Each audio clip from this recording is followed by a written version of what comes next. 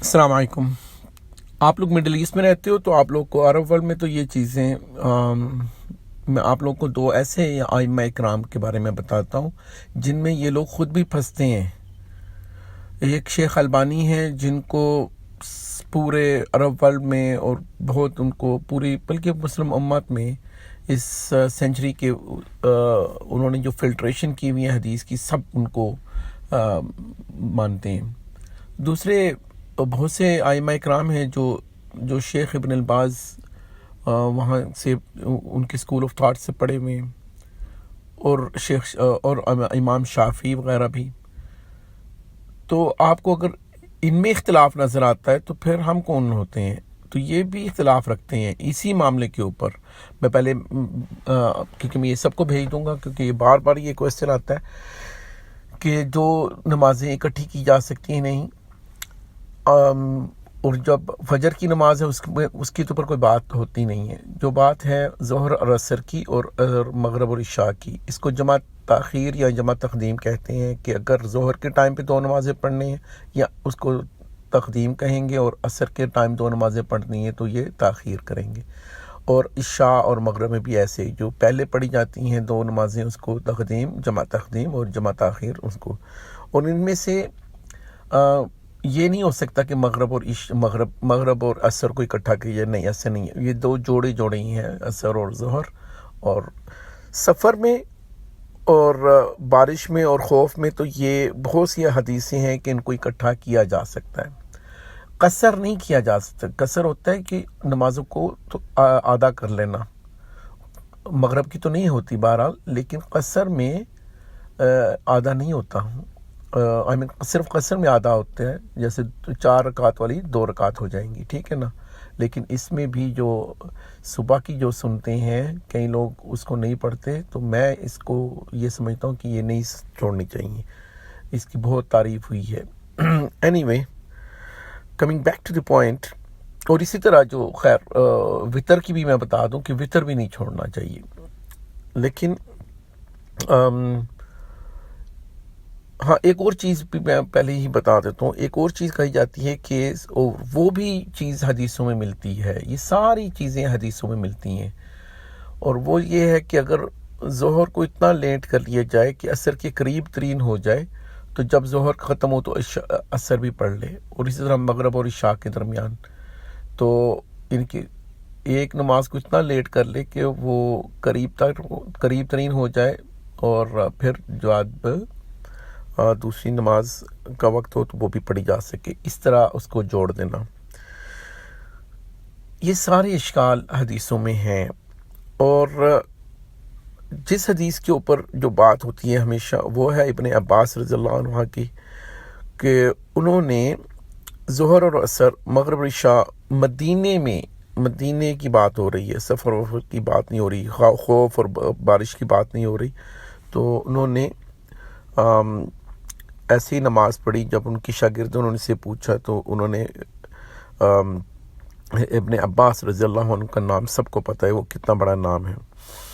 تو انہوں نے صلی اللہ علیہ وسلم کی حدیث کا حوالہ دیا کہ یہ بھی ہے۔ میں 2-3 حدیثیں آپ کو پڑھ کے بتا دیتا ہوں، یہ صحیح مسلم کی حدیثیں ہیں، سب کو پتہ ہے صحیح قرآن کے بعد صحیح بخاری کا پہلا، اور اس کے بعد صحیح مسلم، ساری حدیثیں صحیح ہیں۔ اس میں وہ والی حدیثیں دوسری حدیث کی بکس میں بھی ہیں حدیثیں، لیکن میں آپ کو یہ موسٹ اتھینٹک دے رہا ہوں ایز اے ریفرنس، میں بھیج بھی دوں گا آپ کو۔ پہلی حدیث میں ہے، اور یہ ہے حدیث صحیح مسلم کی 1630 جس میں یہ بتایا گیا کہ حضرت عباس رضی اللہ عنہ نے بتایا کہ رسول کریم صلی اللہ علیہ وسلم جب غزوہ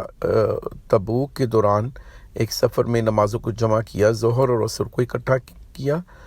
اور مغرب اور عشاء کو، اور جو میں آپ کو بتا رہا تھا لیٹ کرنے والی اور دوسری کو ملانے والی، وہ ہے صحیح مسلم کی 1626 حدیث ہے، اور اس میں نبی کریم صلی اللہ علیہ وسلم سے روایت ہے کہ لیث بن سعد بن عقیل بن خالد سے باقی ماندہ اسی سند کے ساتھ روایت ہے کہ رسول کریم صلی اللہ علیہ وسلم سفر میں جب دو نمازوں کو جمع کرنا چاہتے تو ظہر کو مؤخر کر دیتے، تھوڑا سا لیٹ کر دیتے حتیٰ کہ عصر کا اول وقت شروع ہو جاتا، پھر دونوں نمازوں کو اکٹھا کر لیتے۔ اب یہ والی جو حدیث ہے اس کے اوپر ساری باتیں ہوتی ہیں، یہ جو میں ابھی بتاؤں گا یہ ہے حدیث صحیح مسلم کی 1629 اور دوسری حدیث کی کتابوں میں بھی آتی ہے۔ یہ وہ حدیث ہے، اب میں اس کے ساتھ ہی بتاتا ہوں، شیخ ابن باز اور بہت سے مسلم عرب ورلڈ کے ائمہ کرام اور باقی جگہوں پہ وہ یہ کہتے ہیں کہ اپنے نماز اپنے وقت پہ ہی پڑھنی چاہیے، اور وہ ان میں، اور ظاہری باتیں ان کی بھی علمی باتیں ہیں، لیکن ساتھ کون کھڑے ہوئے ہیں؟ ساتھ دوسرا گروپ جو کھڑا ہوا ہے، کتنا ہیوی ویٹ ہے، شیخ البانی، اور ان کے تو میں آپ کو اگر وہ ٹیلی فون کر رہے تھے تو ان کی کنورسیشن بھی یوٹیوب میں پڑی ہوئی ہے اور اسی چیز کے اوپر ہے، وہ بھی مجھے ملے گی، وہ بھی میں آپ لوگ کو دے دوں گا۔ تو آڈیو کلپس جو آج کل بنائے ہوئے ہیں، کیونکہ اکثر لوگ ان کو بھی کہتے تھے، اور عرب ورلڈ میں تو ان کو چیلنج کرتے ہی نہیں ہیں، وہ خاموش ہو جاتے ہیں۔ اور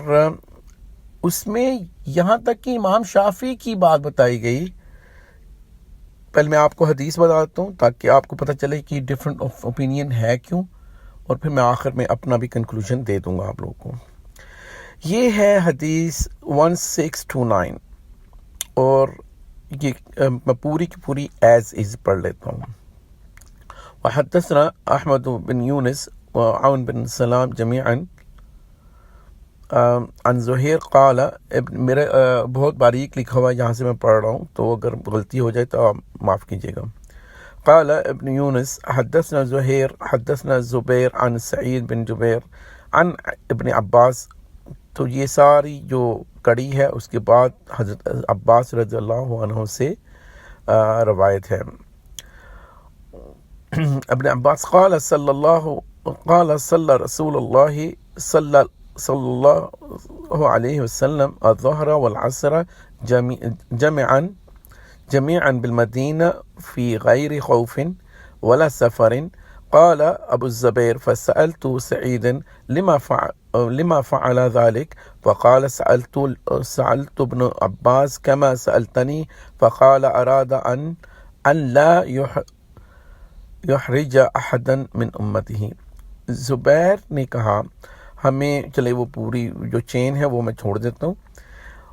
حضرت ابن عباس رضی اللہ عنہ سے روایت ہے کہ انہوں نے کہا کہ رسول کریم صلی اللہ علیہ وسلم نے ظہر اور عصر کو مدینہ میں کسی خوف اور سفر کے بغیر جمع کر کے پڑھا۔ ابو زبیر نے کہا میں نے ابن عباس رضی اللہ تعالیٰ عنہ کے شاگرد سعید سے پوچھا آپ صلی اللہ علیہ وسلم نے ایسا کیوں کیا تھا، تو انہوں نے جواب دیا میں نے بھی حضرت ابن عباس رضی اللہ عنہ سے سوال کیا تھا جیسے تم نے مجھ سے سوال کیا، تو انہوں نے کہا آپ نے چاہا کہ اپنی امت کے کسی فرد کو تنگی اور دشواری میں نہ ڈالیں۔ کرسٹل کلیئر حدیث ہے، اس کی اوپر صحت کے اوپر اگر کوئی بات کرتا ہے تو یہ مسلم شریف کی حدیث ہے۔ اب سب پھنستے ہیں۔ جس شخص نے مجھے سوال کیا ہے اس انسان کی عصر کی نماز خراب ہو رہی ہے اور جا کے مغرب کے ساتھ پڑھ رہا ہے، اگر اس انسان کو یہ فتویٰ بندہ دے کہ بھائی آپ ظہر اور عصر کی اکٹھی پڑھ لو تو اس کی نماز بچ جائے گی، یہ حدیث تو ہے نا، اور صحیح حدیث ہے نا، اس کا کیا کروں پہ میں، اس حدیث کا کیا کروں؟ آئی ڈو رسپیکٹ کہ دو طرف کے علماء دونوں یہ کہتے ہیں، ایک طرف کہ ساری نمازیں اپنے وقت کے اوپر پڑھنی چاہیے، اور دوسرا اس کو اجازت دے رہے ہیں، اور امام شافعی کا قول باقاعدہ طور پہ جو انہوں نے بتایا، ٹیلی فون کر رہے تھے شیخ البانی کو، انہوں نے کہا کہ آپ یہ حدیث ایسے کہتے ہیں، تو لیکن شیخ البانی ایسے سمجھ رہے تھے کہ نہیں، شیخ شافعی شاید ایسے سمجھتے تھے کہ اس میں بلا عذر کا ذکر نہیں ہے،